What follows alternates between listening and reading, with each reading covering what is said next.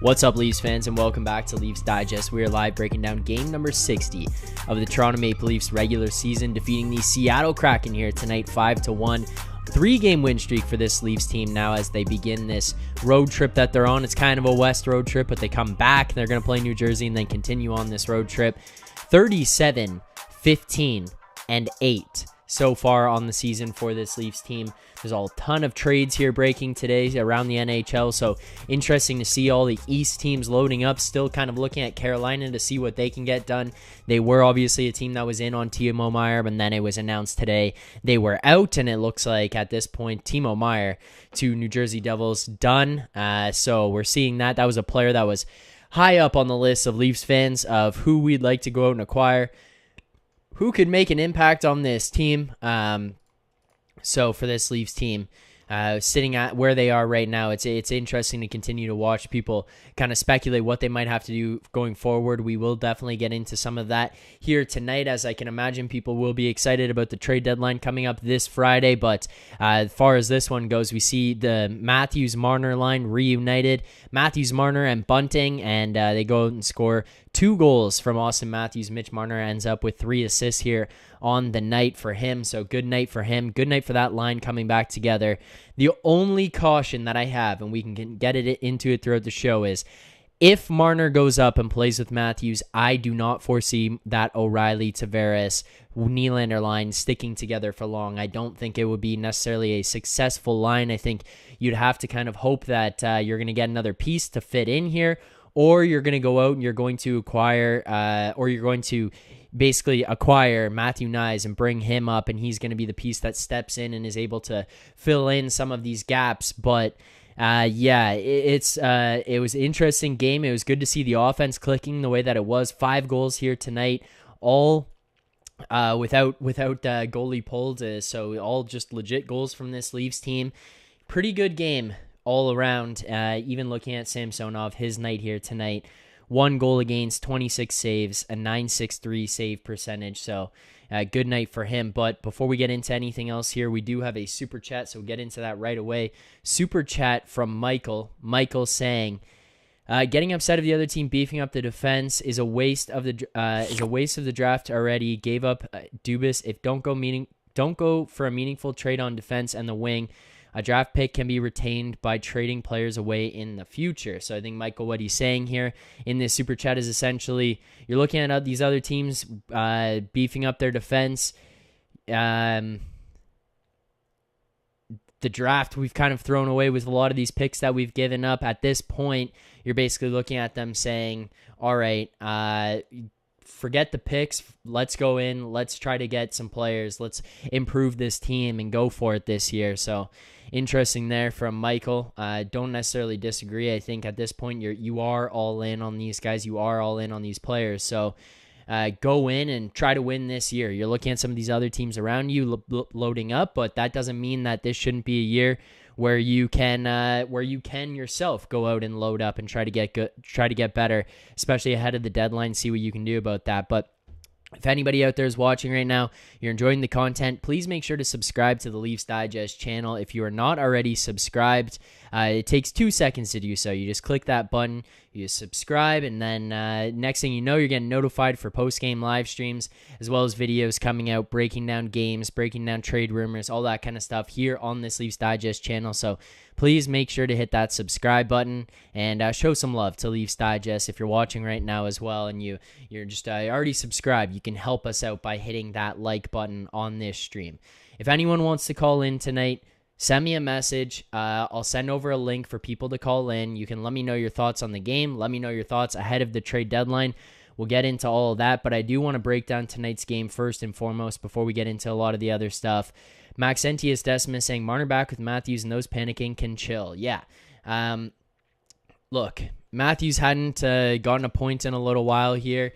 He had been relatively quiet over the last little while from an offensive standpoint. I think one thing that I continued to say, and I will even say here with this one tonight, is when you watch Matthews play this year, I think that there's a way more of a buy-in from all the other aspects of his game. He's obviously going to have offensive capabilities.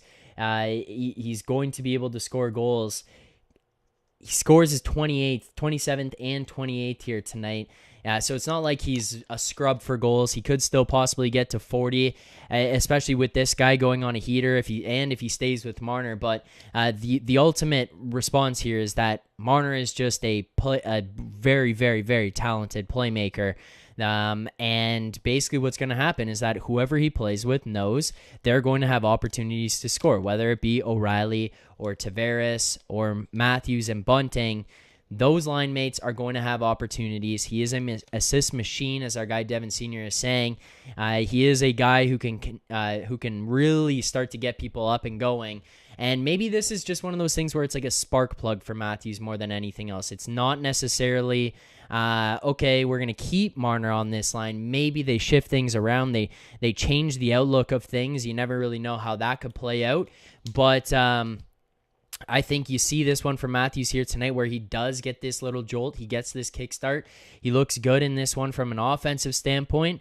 Even without the Marner stuff, the Marner magic around to kind of help Matthews and lift him up a little bit, Matthews was very, very good tonight. He was flying early. He was getting things going. He was creating opportunities. So it was one of those ones where looking at Matthews right away, even he looked like he had it. But then Marner on top of that is just going to really solidify things and make them a whole lot better, a whole lot different for these guys because he is just able to find opportunities and find situations that most guys don't really find.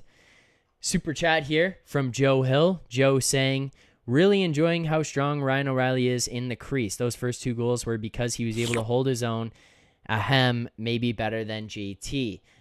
Yes, I think that Ryan O'Reilly's net front play, his strength, his corner play, the way that he wins battles, it is top notch. The way that he does that, he is a big man who uses his body to the best of his ability. He's not the most offensively gifted scorer, but he is a guy who can make an impact by getting to the right areas. And part of the reason that he's so good at it and part of the reason why it helps a lot is because he is so smart. Like Ryan O'Reilly has such a high level of hockey IQ. He is able to create opportunities, especially for other people. And for him to kind of jump out there and do what Joe's saying of just like parking his ass in front of the net, getting in space, taking time away from other people, making them focus on you, have to fight with you, screening the goaltender. It is a massive, massive advantage. And Craig Harrison agreeing here. O'Reilly parking his rear in the goalie's face on those first couple of goals. So yeah, like that JT goal that was scored, that is Ryan O'Reilly right in front. Everyone's preoccupied with fighting him off, getting him out of the way. And you basically end up in a position where goalie screens, doesn't see where the rebound goes. So many people are congested trying to cover Ryan O'Reilly. Puck comes to JT, and he's able to capitalize on it. So, yes, I would 100% agree with Joe and Craig Harrison here in the Ryan O'Reilly front and what he kind of brings to the table. But we do have a caller here. He is first time in a while that he's been on. Happy to have him on as always. Joe, can you hear us? I can. Can you hear me? Yes, I can. Of course. How's it going, Joe? Outstanding. It's going well, man. I just got a new gig, so I've been having to get up at 6 a.m. So I haven't been able to do much watching lately. But after tonight's game, I couldn't help it. It was a great fun game to watch, even just because it was so defensively minded, and I really liked that. It made me happy. Yeah, so, well, first and foremost, congratulations on the new gig. That is exciting. Thank you. The 6 a.m. is a grind. Believe me, I know those. When Josh and I first started this channel, we were both landscaping and waking up. We were doing the shows until what? Like, that was when the shows were running till like 11:30 and then waking up at 5 to go and work. So that was a battle. So I know those ones. It is tough. I feel you on that. But you watch this game here tonight, get an opportunity to see these guys face off against the Seattle team, try to kind of redeem themselves. Obviously, a different looking team, mixing in Ryan O'Reilly, Noel Acciari. I'm going to let you start right away. Your thoughts on Ryan O'Reilly, that acquisition, how he's looked so far, and then we'll kind of break down some more. I have some more questions for you regarding Ryan O'Reilly, but I want to know your thoughts on what's going on here, because I did see your super chat there. We just talked about it a little bit, but knowing you were coming on, I didn't want to fully break that down. So where are you at with Yeah, Ryan O'Reilly? I was yelling and screaming for joy when we got him. Especially, I didn't know much about Cookie either, with Achari. I Yeah, didn't know much about him. Um, but I remember seeing him lay some hits on when I was at the Toronto game in December, and I was like, oh, that's a good get too. So, but I mean, of course, ROR is the big acquisition there. But I thought we were going to put him at third center just to have, just a gigantic three lines, and so far we haven't done that, but I haven't been disappointed with that at all. yeah, I am really pleased to see it took a couple of games, but I'm really pleased to see how um, Tavares has moved over to the wing, has accepted that role just mhm, fine. And I think there's real chemistry, like Matthews and Marner. You're seeing real chemistry between O'Reilly and JT as well, agreed. something that I wasn't expecting. And I think he might be a little bit slower than we would like, but at the same time, when he needs to be there, he is. Yep, And I'll take a little bit slower and being able to push guys out of the crease to clear lane for a shot like he did. I mean, like he did for the Geo goal, and he did that for the second goal as well. So with Lily, so I'm perfectly happy with all of it. So I think it suffers a little bit in the Toronto media because everybody on Twitter is going, "Oh man, Tampa's getting this guy. Oh man, Meyer went to New Jersey. Oh man, all this stuff." yeah, But for what we got, for the salary and everything else like that, I think we got a steal. And I think it's proving out in defensive play. I think it's proving out in the goals that he's scoring. He's scoring almost, I mean, he's on a pace here to score in the next 3 or 4 games as much as he's done all year. And granted, he had a broken foot, but I mean, just St. Louis wasn't doing it for him. And yeah, then Cookie on man, Cookie laid two guys. He laid out McMahon at center ice tonight. Just I was yes, stood oh him up. I need that so bad. Oh my God, I needed that. And also just seeing him being able also to muscle his way in. He's had 2 goals with this, I think, so far. He's only like a 10 One. goal one. Okay, so he's only like a 10 goal a year guy, but to score in his first 5 games, I think that's kind of Yeah. cool. So yeah, I think all around it's a good steal to have, and I think we've done well. And we suffer because we were early. Now all of a sudden people are like, oh well, we didn't get as good a deal as these guys got. I don't think we need to pay much attention to that. And also, I think we have like 4 million to play with right now still. So, Yes, we do. and another 5 days. So, $4 million in 5 days goes a long time, and this goes a long way. And with Chikrin holding out for as much as he has, they might be selling a lot cheaper than they want to soon. Yep. Luke Shen as well. There's a few other big names out there with D, and we don't care which side D because we have a good coverage there with Brody. So, I think this trade deadline is probably the best one I've seen in easily a couple of decades. So that makes me really happy. That's my All right. long-winded end for you. Sorry. No need to apologize. I appreciate it. I have a follow-up question for you with the O'Reilly thing. Mm, It's an opinion that I've had, and it hasn't really been necessarily needed to be brought up yet, but at this point where it is, because of the line movement that we see with Marner jumping to Matthews' line, switching things up, there was a lot of speculation in the media about, okay, when is Ryan O'Reilly going to go and be the third line center? And I was of the opinion that if Marner stayed with that line and JT was fine as a winger, then I think we were in a position where you're pretty comfortable with keeping Ryan O'Reilly as your top six, because you don't need to go and get another top six guy now. You have Matthew Nice coming. You don't feel the pressure of putting him into the top six. Maybe you can slide him onto the third line. You can move things around and make your team better by maybe improving on a third liner rather than having to get a second liner. My concern had been, okay, if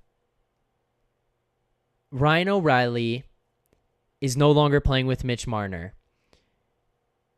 maybe that second line doesn't work with Ryan O'Reilly there. And the concern then becomes if he goes to the third line, do you now need to go out and get another piece? So I'm going to let you go where you want, and you can answer your opinion on it from that point. But I'm going to start by asking you, do you have concerns with that second line if Marner isn't the winger and Nylander is? No. Okay. And the reason why I'm saying that is because Nylander is capable of scoring with an open lane just as much as Mitch is.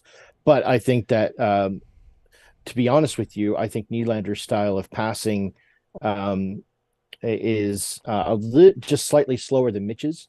And Mitch relies a lot on guys being able to read his mind and playing with him for a while.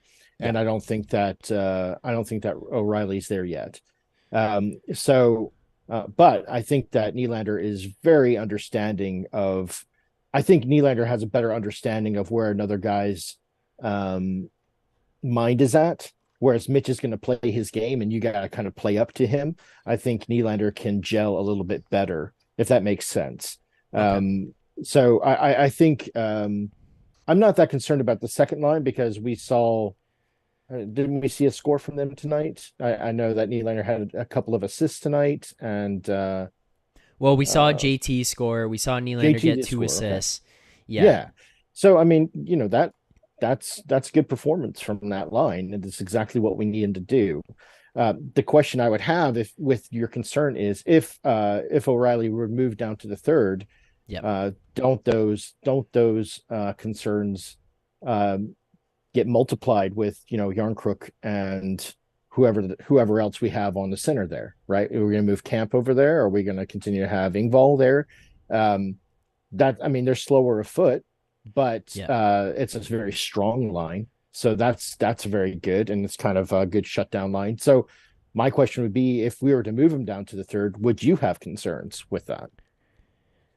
So I would, but the reason is not because of the bottom 6. I think that there's many, many, many, many ways that you can shake out the bottom 6 to kind of incorporate O'Reilly into there. My thought would be you probably move Achari, also Cookie, as Joe's referring to him as. I saw somebody in the chat said that they didn't know. So for anybody who doesn't know, Noel Achari's nickname is Cookie because he just loves cookies. He's a cookie monster. He loves cookies. Yeah. I can't help it. It's a great nickname. It's unreal. It's unreal. Yeah. I just wanted to make sure people knew, because I'm going to start calling him Cookie regularly, but I just wanted to make sure people knew moving forward. But I think you can move Achari over to the wing. I think you can put Kampf as the fourth line center, and now all of a sudden you have a monster fourth line there. If you're running out like an Aston Reese, Kampf, and Achari, where they're just going to shut everybody down and bang bodies. They're not really going to create offense, but they could bang one home every now and then, because you see how effective all three of them are on the forecheck and in the cycle game. So that's not a concern. Third line, I don't think is a concern because, I think Matthew Knies is going to join this team, and I think that he could comfortably fit in there. And when you say, when you looked at this team before O'Reilly was here, and you say, well, Knies is coming. Yeah, Knies is coming. He's going to have to play in the top 6 if that's the case, because he'd have to play with Matthews. He'd have to play with Tavares. You can't put him on the third line if that's the case. Well, guess what? You put him with Ryan O'Reilly, you're probably pretty comfortable with that. You're fine with that. Exactly. But Joe, this is my concern. Who the hell plays second line left wing? I know that's the question that others have been asking too. If that's the case, and I don't know, man. If it ain't broke, don't fix it. Right? What's he been with us? 4 games, and we've won 3 of them. 3 or 4, it's been 5 games. Yes, they lost to the Blackhawks. Yeah, so that was the only game that they lost. Yeah.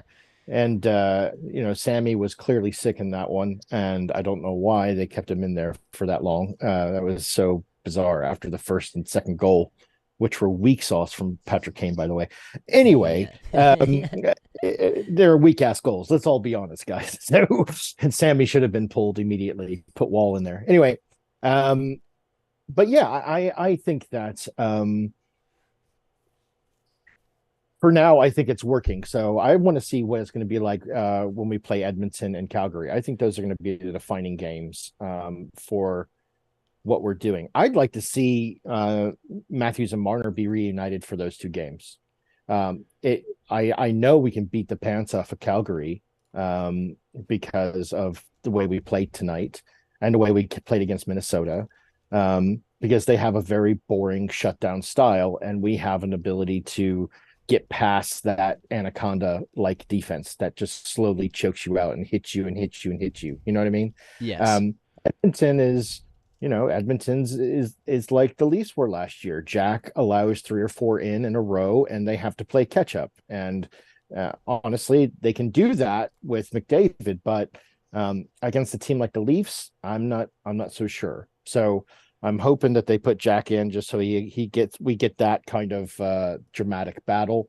It'd be the type of game that Jack would stand on his head, of course, and everybody would love him in Edmonton again because they beat the Leafs. But I'm curious to see. I'm curious to see if that will what that game is going to be like. I'm a bit nervous about it, to be honest with you, because I hate losing to Edmonton. I just hate Edmonton. Period. Yeah, I would agree with you there. I, I guess I'm meandering a bit here. Um, if we move O'Reilly down to third line center, yeah, let's hope for a Nyes, right? Otherwise, I just don't. We, there was a game, and I'm sorry, my memory's so bad. What was the game that we had after Chicago? What was that one?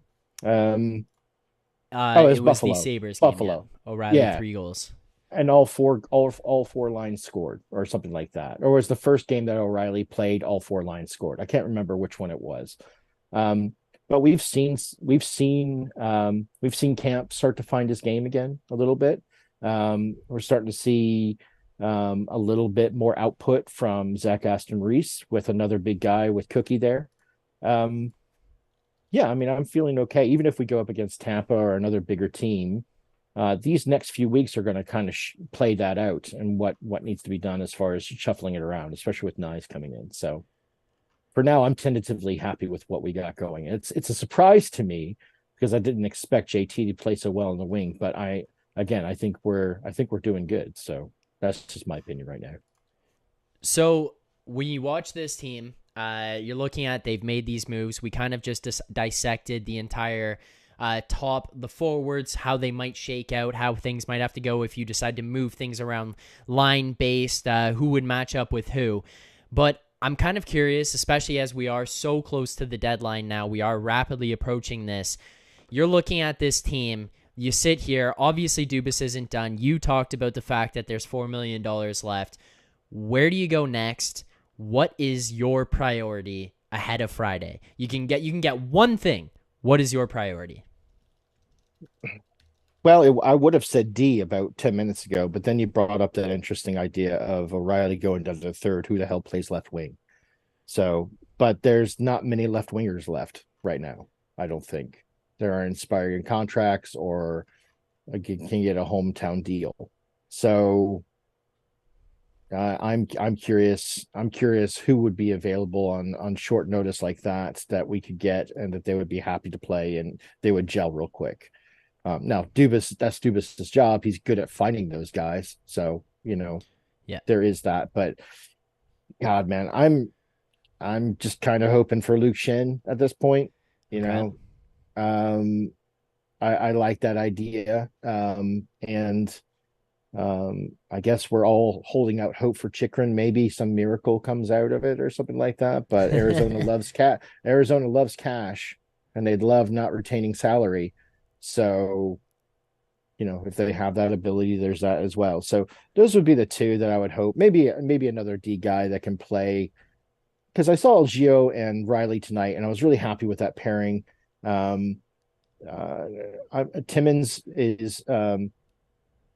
Timmins is not exactly as bad as Hall, but he still has some feeling out to do. But I like him a Yeah. lot better than I do Hall. Hall is cheap though, so that's tough. And he is Dubas's and Keefe's boy. I mean, Yes, he is. always has been since I don't know if it's the Marlies or the Sioux, but I definitely are the Marlies. It's the Marlies, Um, yeah. yeah, and so yeah, another D guy to get in there, and because we waived Ben down. Well, we put him on waivers. He cleared today, so that frees up a little bit of cap space. So, and Ben's been has he been injured? I don't know where the hell he's been at. He I just mean, got it's like waived. Yeah, I know he's been waived, but even before that, he wasn't playing, right? So he So was injured for a period of time, I knew and then that, but I think that looking at this lineup the way that it is, they kind of just had to come to a decision.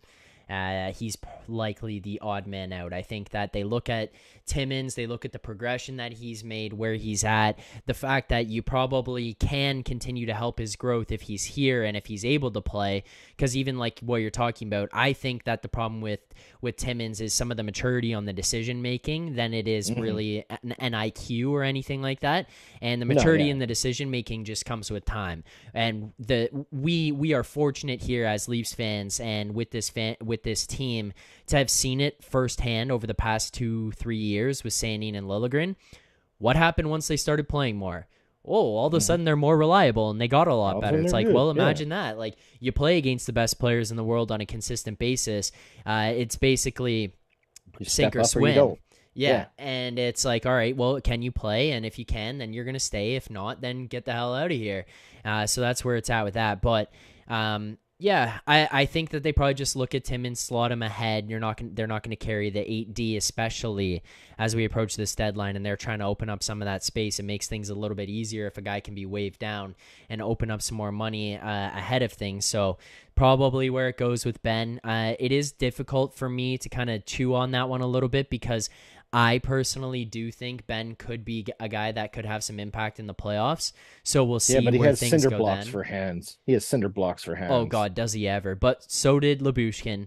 And I think Yeah, that yeah, there was yeah, an yeah. element of that grit and the physicality that kind of helped him in a game or a series against a team like Tampa, maybe a series against Boston. I think Ben could play a pivotal role in that, just being a guy to step in. And one reason I think that is because a guy like Luke Shen and Tampa used Luke Shen essentially in that facet. When he was True. with Tampa, he was the extra guy. He rotated in and out, but I think come playoff time, you might see Ben be the guy in and not Timmins. Well, I'm seeing some folks chatting about whether or not, with the current team they can stand up against Tampa or Boston. My opinion is yes.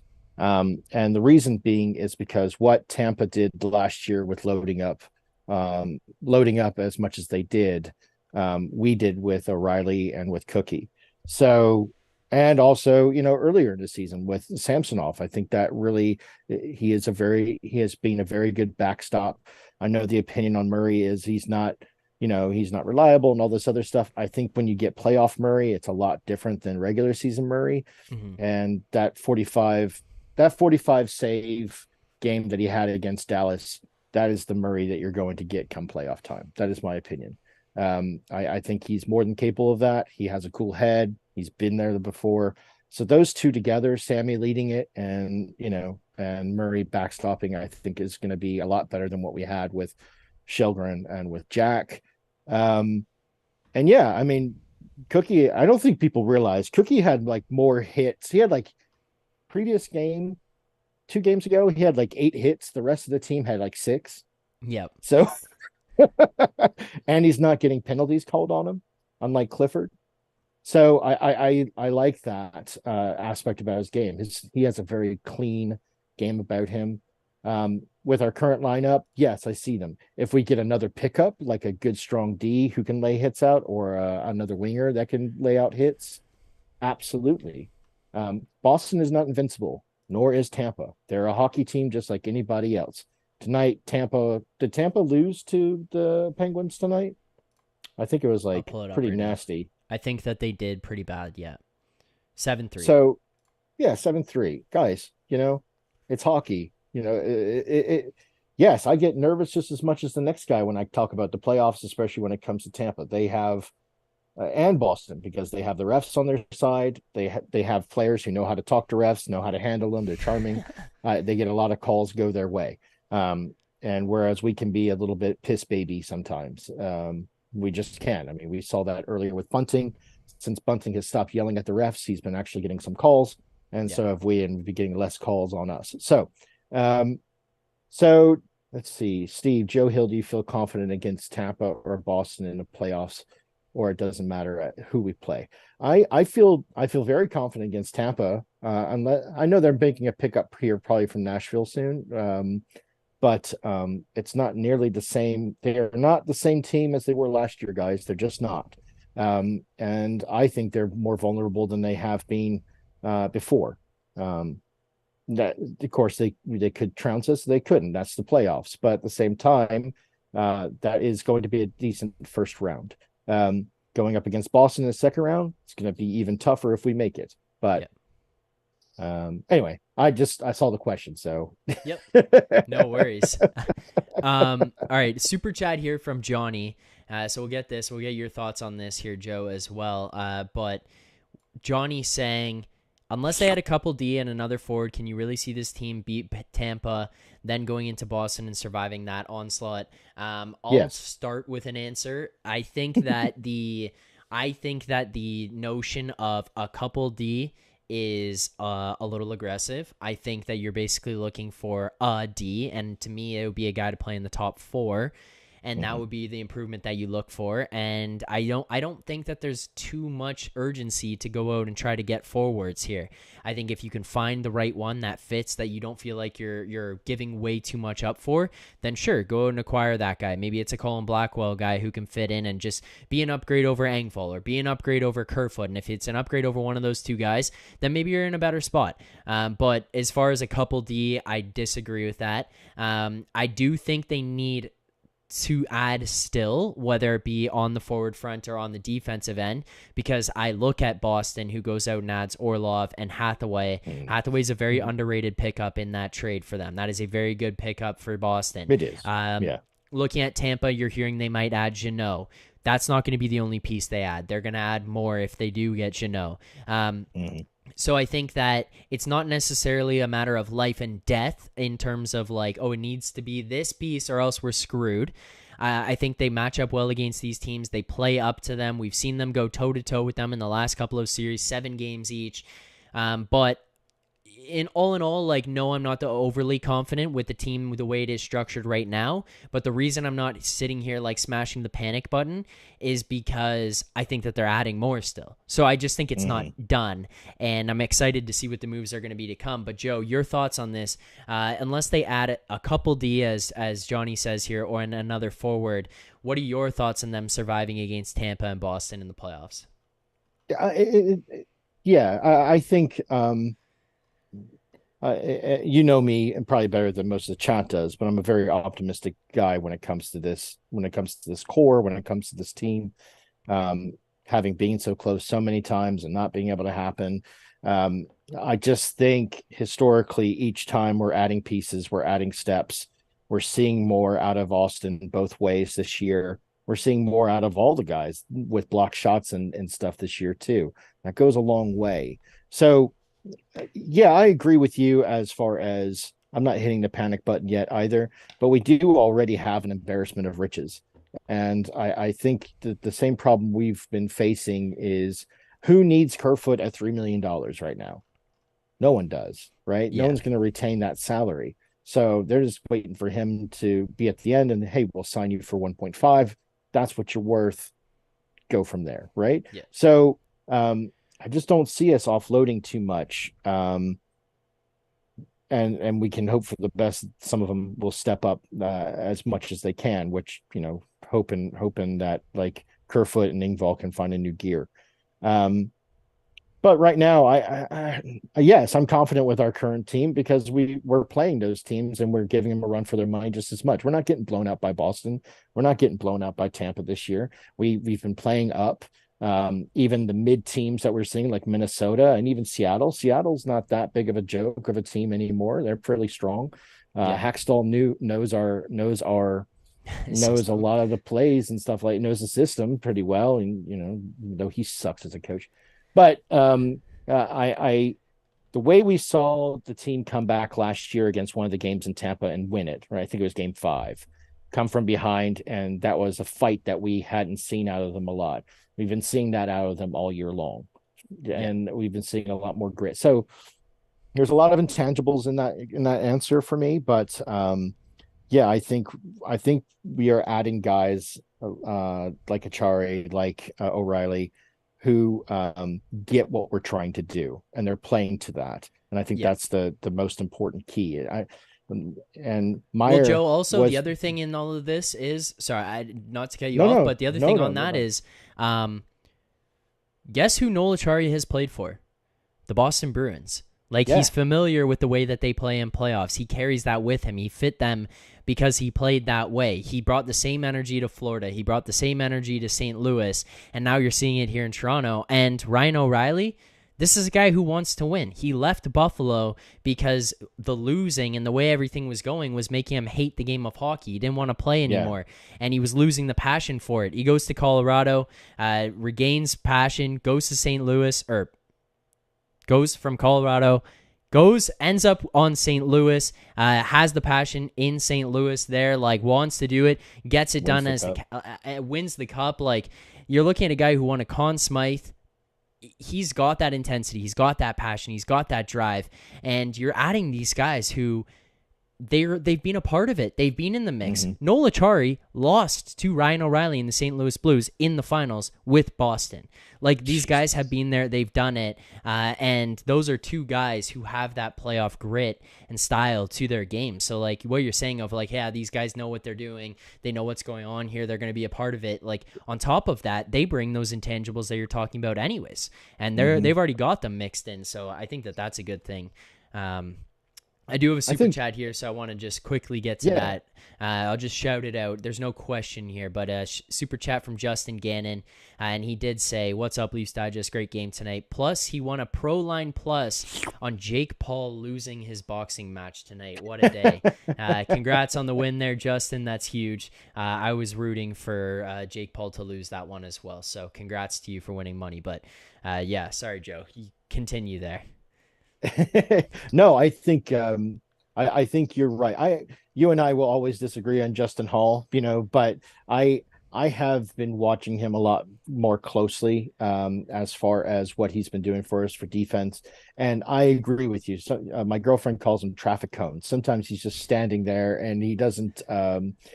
He just makes some baffling choices at times. Other times he's great, but most of the time when we need him to not make a baffling choice, he makes a baffling choice.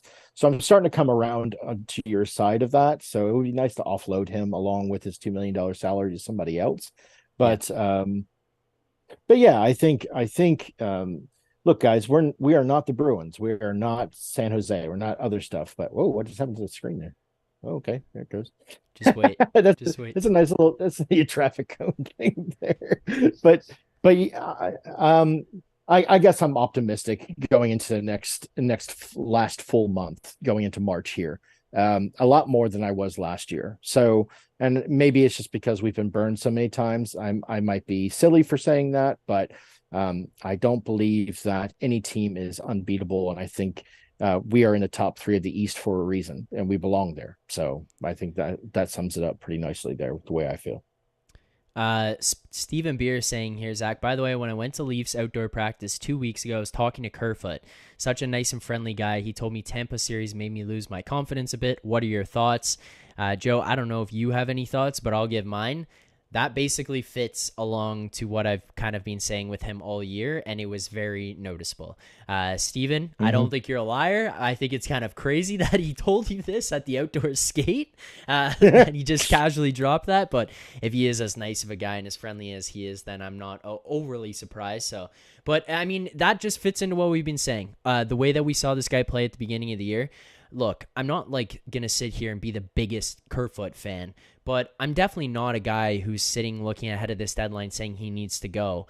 Yeah, he made two bad plays in that Tampa series, the drop pass and the high sticking penalty. Those are bad plays. But outside of that, people kind of are quick to dismiss the fact that Kerfoot was actually one of our top playoff performers. Like, he was one of the guys who stepped up to the moment. He did it the year before too. With Willie when JT went out. The two of them just stepped up. So I look at it like it fits because looking at what he does throughout the regular season so far, even to this point, 60 games in, it's not like it's fully there. You see him go on 2-on-1s and he does the double clutch. He hesitates on things. He's not 100% confident in his ability to maybe get the pass across or get the shot off, or thinks maybe I shouldn't be the shooter, I should pass it. And then he screws himself out of the pass anyway. So I'm not surprised. I think that makes sense. You also are in a huge hockey market with people scrutinizing every single move that you make. You make a mistake like that in the biggest moment for a team that can't get out of the first round, you're going to hear about it and it's going to hurt you. I don't envy any of the players, because when you're in a hockey IQ town like Toronto or St. Louis or something like that, they know the game really well, and they're going to call you on stuff if you fuck up. I mean, that's all there is to it. So I think that he is still a very good utility player. He was for us for 2 years. This last year has just been baffling to watch and slightly disappointing. But again, I mean, if we have him going into the playoffs and he finds a way just to say, screw it, and just starts playing the way he can play, he'll be great. But if we need to bench him for Matthew Nyes or something like that, but I don't know if Nyes is going to play in the playoffs, to be honest. I don't know if I don't. Sometimes Keefe can exhibit some Babcock like stubbornness when it comes to a player. If he doesn't like him in 2 games, sometimes he might not go with him. Like we saw him bench Timmins one time for Hall, and everybody's going, "What are you doing?" This is after Timmins had scored and had a really great game. I don't want him to do, and he benched Lilly last year during the playoffs. Again, another baffling thing. And it might be for good reason, because Nyes might not be ready for NHL level yet. He might not be. Going from NC2A to NHL would be tough. It's a jump. Very good. He's a very, very good player. Yeah. But that's all he's known. So yeah, you're right. It's a jump. But we'll see. I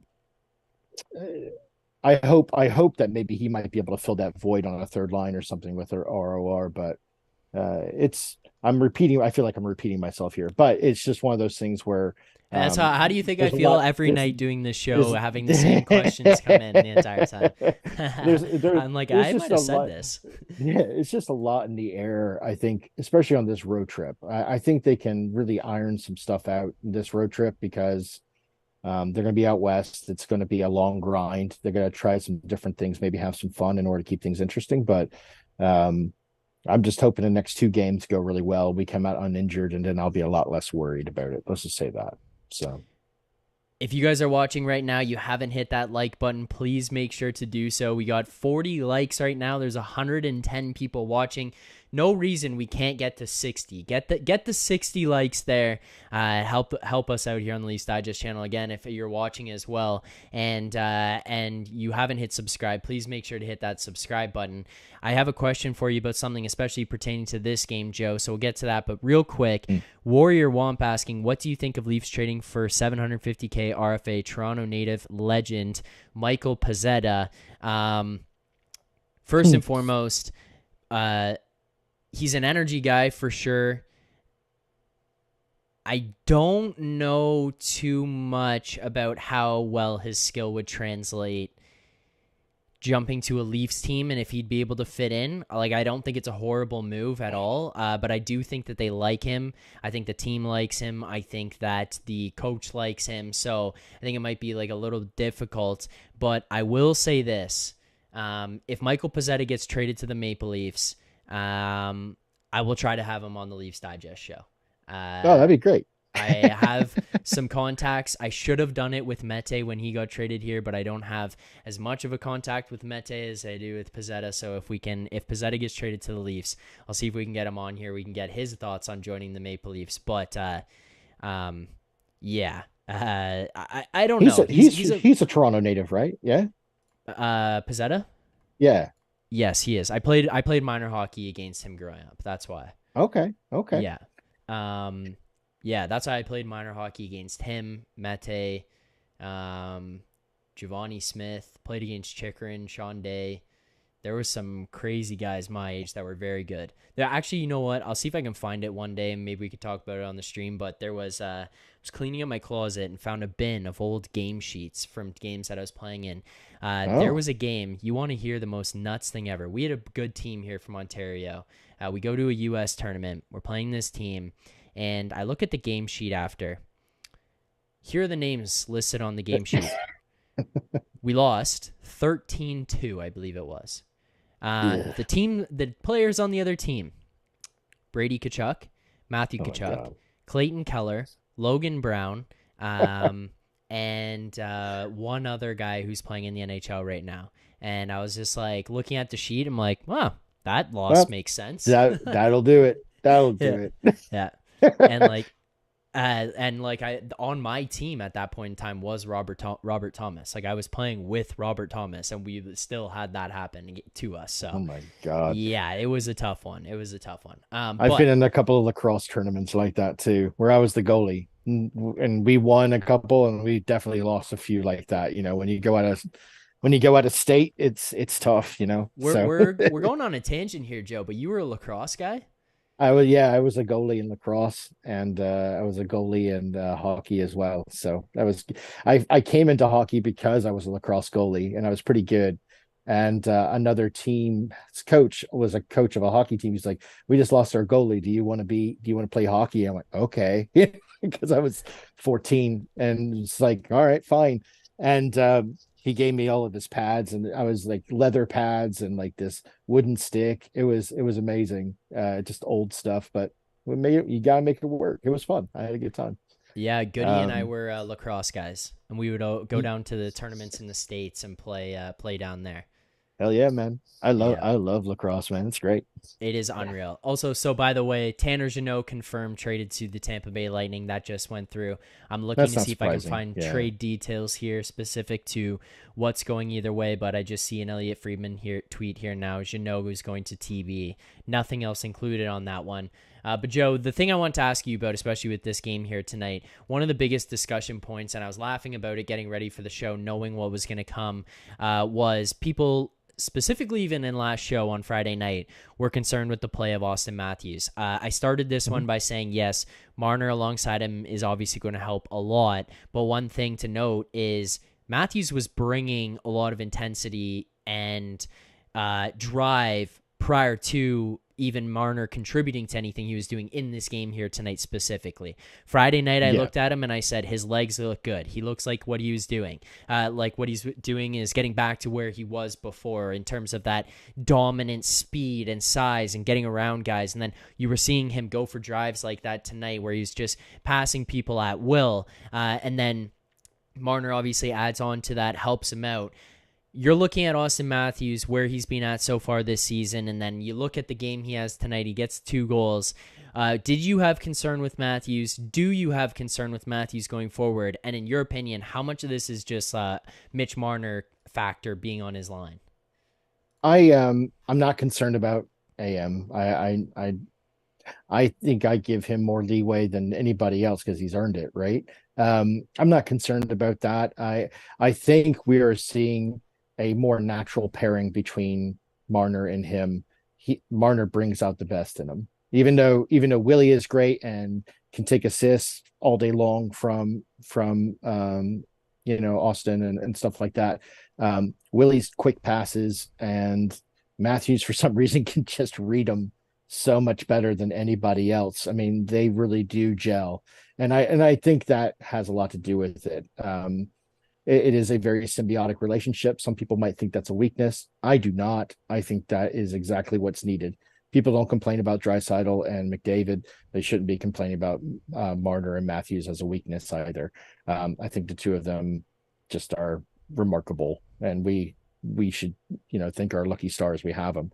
And going forward, I think again it is he is playing a two-way game, and I remember an interview he had on TNT here, where they were asking, how did you learn to shoot down in Arizona? And he said, you know what, I didn't start to focus on my shot until when I was playing in Switzerland. Which is amazing to hear, right? Yeah. He goes, I've always been more of a defense guy, and that's how I learned to play. And so his shots started to come, and then of course, the first game he plays with us scores 4 goals, right? So um, I think that he has hit 60. A lot of guys who hit 60 don't hit 60 ever again, um, and with good reason. It's hard, Yeah. and it takes a lot out of you. And if you're focused on winning, and you're focused on that, and not a necessarily, a rocket or just a record, it's going to change the way you play. And I think he's going to have to find that balance. And this is the first year we're seeing that. I am a firm believer he will be a Maple Leaf for life. I just don't see us letting him go, but no matter what the cost is. So I think that we'll start to see a more of an evolution from him. He's 25 now, so we still have another 5, 6, 7 years of play from him before he starts to slow down, I imagine. But I just think the speed at which he moves is definitely needed. Marner is needed there, and that's where you see magic, just like you saw tonight. That's just my opinion. So, and 6 1/3. My accent is I was born here in the States. I lived in Canada for the beginning part of my life until I was 6 or 7. I moved to Ireland, and then I lived in County Cork until I was about 13. And now I'm back here in the States. So it's a terribly, terribly muddled accent. So in case you guys are wondering, that's where it all comes from. So there you go. And you're a Leafs fan. And I'm a Leafs fan. Yeah. I bleed blue. So that's all there is to I saw it. Phenom asking there what my playing number was. It was 7 or 77. That was There it. you go. That was the playing number, 77. Mine was 1. I was number 1. That was Keep mine. it simple. It's You're number just the one, Joe. goalie. You're number Just the one. just the goalie, baby. There you go. So I'm seeing Dory saying, I'm trying to confirm it myself, but Dory saying Calfoot, a 2024 first, second, a 2023 third, Foot. a 2023, 2024 first, 2023 second, 2023 third, 2023 fifth. So there you go. For one guy. Wow. For one guy, yes. I'm still trying to see where I can find some more details on this, but yeah, that was what was just sent in the chat there. I will try to confirm myself. But super chat here from M&H Crush. Appreciate the super chat, M&H. Legend in the chat as always here, especially with these super chats. Greatly appreciate it. M&H saying, love the recap streams as always. Matthews looked more like Matthews tonight. Dubas loves to go outside the box. What do you think he could be looking at? Cheers from St. Catharines.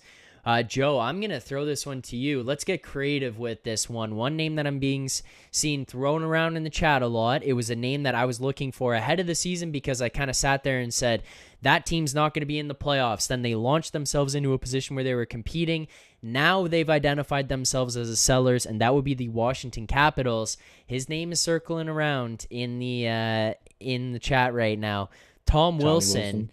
That is like my guy right now. That's where I'm like, all right, get Tom Wilson and Tanner Jeannot go head to head when it comes to playoff time. That would make for some pretty entertaining hockey. And you want to talk about getting tough and physical.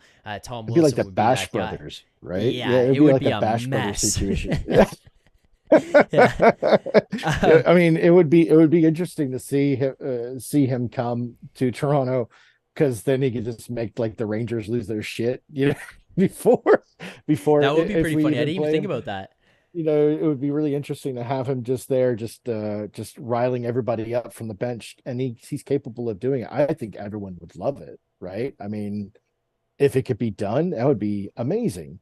I'm just amazed that the Caps are selling as quickly as they are, Yeah. But that's a surprise to me. But then again, you look at the standings, you're like, well, that makes sense, because they are where they are. Yeah. I just don't think their goaltending has worked out for them this year. That's the tough bit. And I'm so close to Washington, D.C. down here. I hear about it all the time. Well, that's why I have confidence in Samsonov Murray, because who's their goaltender? He's the guy who won the Stanley Cup last year. Exactly. I mean, and and even he even they had to back up a couple of times. Colorado did in the Nashville series, and Yeah. he stood on his head for them, and a few other things. So, Well, you had um, Hutchison playing games.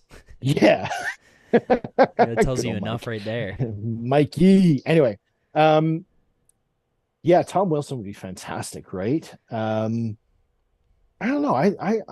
I know the Blues are selling. There's got to be another couple of guys in there that would be a surprise that we could get for cheap. Um, the Ducks.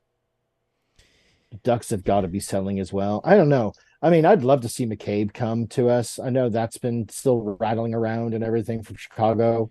Do you not Um, feel like that's a little bit underwhelming though? I think it would be, Yeah. but I don't.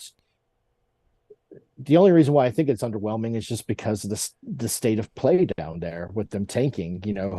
Hoping for all of That's that. fair. But I think that listen, I mean, if Patty Kane is the leader in the room, I'm not a big fan of Kane, to be honest with you. I'm just not. I don't think that I think he's a whiny kid sometimes still. So when you have that in the room, I think that can bring down I think that can bring down the entire vibes in a room, and that's going to bring down other guys. I don't think that we need Domi. Everybody keeps going Domi and McCabe, Domi. I'm like, we don't need Domi. I don't think that he brings anything to us that we don't already have. Yep. I think McCabe would just be a good one that we can. I mean, 2023 picks that we still have left, give them up. Sell. I don't care about the 2023 draft at this point. I just don't. So if you can make it happen for a couple of picks, I mean, why not make the shot, pull the trigger on Wilson or McCabe or somebody else? I would be interested in seeing something like that if that makes sense. I guess I'm wondering a bit there, but that's Yeah. just my thoughts there. No, that makes sense. And Dubas said himself that one thing that they were comfortable with giving up picks for in the O'Reilly deal is that you don't know what those picks are going to be. It is a lottery even once you're out of the lottery position. It's still a lottery on the Yeah, players, and they feel confident in the prospects that they've already brought here. Uh, they yeah, saw an we can afford opportunity. that. We can Yeah, they saw afford an that this opportunity to year. move on for picks because they have the prospects already. So they're looking at it going, we have these guys. Let's not worry about that. So I think that more could be coming up. But Joe, I want to get your awesome Matthews play of the day while you're on here. So I'm going to hit the animation and then we'll do that. Okay.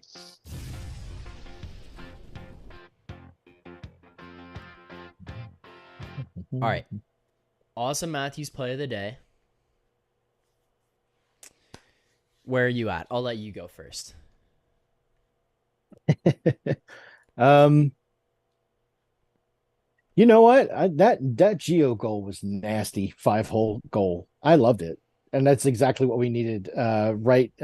He comes back to Seattle. I know he was only captain for a few months, but he came back. He gave the salute, and he scored. I don't know if he scored first and then the salute, or if he saluted after the score, but it was exactly what we needed to get us back into the game.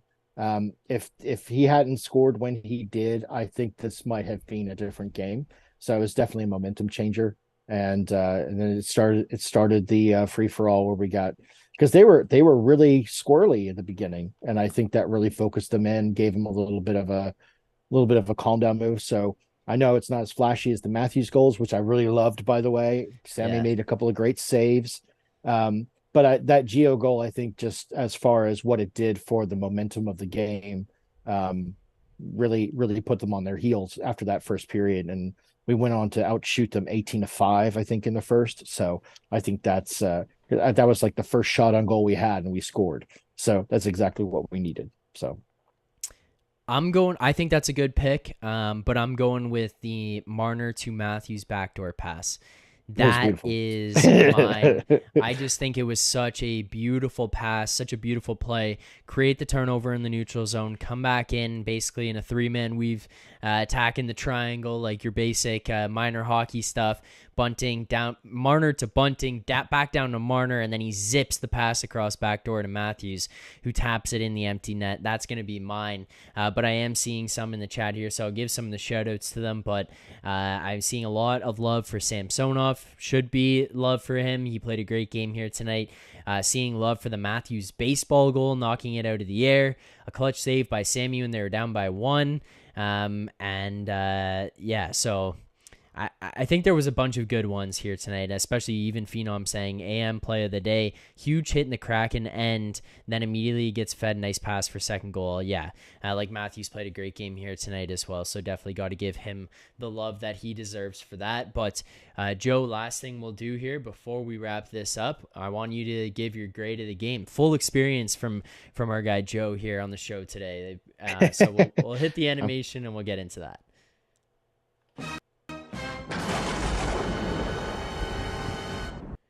Grades of the game. Let me know your grades in the chat. Interested to hear what everybody else has to say. But Joe, start with you. Grade of the game. I think it's a solid A minus. I think that first goal didn't need to happen. I think if we would have found our game 30 seconds earlier, we would have done a lot better. But we let them run the circles around us for that goal.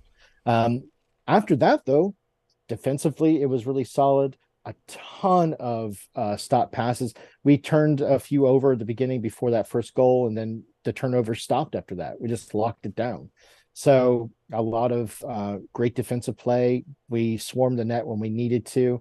The announcers on Sportsnet were talking so much about how great Seattle is and shutting down the front of the net, and then we started to score, and that narrative went away really fast. And I think just from everything that we saw, it was just a really solid game from everybody, especially on the top two lines. So I'm saying A minus on that. I'm pretty happy with it. I'm gonna go with an A. Very similar reasons to you. I just naturally just graded it a little bit higher on the A. I mean, looking at face-off percentage, you win 71% of your face-offs. Like, this is just getting absurd at this point, how many face-offs they win every night. Yeah, you got out hit, but like you won the game 5-1. You're possessing the puck the majority of the time. It's gonna happen. The other team's chasing. They're trying to forecheck you. They're under pressure a lot, so they're gonna be pushing out on you, trying to turn things around. So I'm going with the A. Also think you look at your power play goes 0 for 1, but your penalty kill goes 2 for 2, and your penalty kill's been pretty good as of late. So pretty happy with the penalty kill. At least I think they're really coming along, and that's one thing that's underrated in the O'Reilly Achari deal. Both of them are penalty killers. So it was, you just added it was some only very two good or three killers. penalties tonight too, with Spicoli as one of the refs. So Yeah, which is that's a kind of win weird. in mine. That's a Yeah. win in my mind right there. So there you go. And then you outshoot Seattle here tonight, and Samsonov 26 saves, a 963 save percentage. So great night from him. I think that's good. But I'm looking at the chat. 6 1/3 A. Kenneth Lau A+, Kelly A++, Robert Smith A+, seeing a bunch more A's, A-, A. So everyone's in the same range on this one here tonight. You're in the A's just wherever you want to go. The only person is Mark Sherry B+, too many chances given and chasing a bit. So all right. Whatever, I didn't want to be too much of a homer and give him an A. So One yeah, thing too with this Leafs team, Joe, as well, is the blocked shots. Outblocking Seattle tonight 18-10. In the last game, I believe they had like 20 plus blocks on the Friday night game against Minnesota. Like, this team is blocking anything and everything that they can at this point. So pretty happy to see that defensive buy-in. And truthfully, I think that starts with Ryan O'Reilly and Noel Acciari. I think so too. And O'Reilly really brings, God, does he bring that captain energy to the room, doesn't he? He doesn't even mean to. He just does. And it's just such a great thing. It makes me smile. It just makes me involuntarily smile when I'm watching him hand, the belt off to Cookie, or the way he talks about the game. It's just the confidence that he brings. God, I love him. I hope he signs a hometown discount next year or something like that. God, that would be sweet, right? But he's just he really does bring a lot to the room, and I'm just really happy to have him. Definitely not. I mean, I guess I had the same feeling about what's his name from Columbus. I don't even want to bring up his name. But at the same Felino. time, Polino, yeah. But I mean, we kind of got swindled in that deal. But whatever. It's definitely not like that this year, though, and that makes me happy. So Yeah. I'm I'm grinning from ear to ear after each game right now. So I'm feeling good, especially after Buffalo and this game. Feels good. All right, Joe, I'm going to get you out of here. I'm going to wrap this thing up. But before I let you go, I do appreciate you calling in as always, and happy to have you back. Hopefully we can get you on some more calls, especially as we get closer and closer to the playoffs, and then definitely when we get to the playoffs. But last thing to say to Leafs fans before you go here tonight, what do you got to say? A prediction, a hot take, anything you want. What do you got to say? I think that we've been through a lot of ups and downs this year as fans, but I think the the trend has been a good one that we've been seeing for the last month and a half. The doldrums of January and February are coming to an end, and we've made it through with a pretty good record. And Yep. maybe a couple of embarrassing losses, like Arizona there or Chicago or something like that. But at the same time, overall, we are seeing a very talented team, just like we did last year. But just have some fun with it, guys. I said this at the beginning of the year. I'm going to keep saying it. Have fun with what we're watching, because this is the golden age of hockey for Toronto for a little bit. And so I think if you enjoy that, keep believing and have some optimism. It's not the same year as it was last year. It never is. Yeah. And a lot can happen between them. So just have a good time. That's my encouragement / hot take, if that is acceptable to you. Yes, of course it is. Joe, thank you as always for calling in. Greatly appreciate it. Thank you for taking the time to do this, and look forward to catching up with you soon after another game. Thanks, brother. Talk to you later. All right, sounds good. See you, Joe. There you go. Joe Hill on the call. Glad to get him back in. Glad to get people calling into the show, giving their thoughts on the games, their opinions on what's going on around the league and with this Leafs team here. So thank you to Joe for calling in. As always, the lines are always open for people to call in. You just have to send me a message, and I will get people in here, whether you want to do that on Twitter, where you can find me at Zack Phil. I will send the link to my Twitter right now so that people can find you can find me. You can tweet at me. You can DM me. Whatever you want to do. The link is in the chat there. You can all message me on there. You can call me on via Discord. Send messages there. I'll get links out to people if you want to call in. But yeah, there you go. And you want to give your opinions, especially as we get to the playoffs. Things will ramp up and get way more exciting. But that is about gonna do it for the stream here tonight.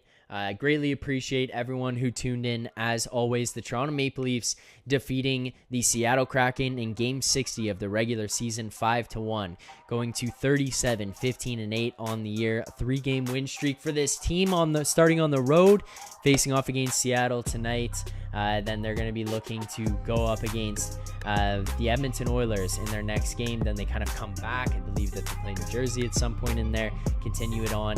But thank you guys so much for tuning in. If you enjoyed the content, subscribe to the channel, hit like on this video. We will be covering everything leading up to the trade deadline, so it'll be here on this channel. You won't want to miss a thing. It's really exciting. Thank you guys so much for tuning in tonight. And Leafs fans, as always, keep believing.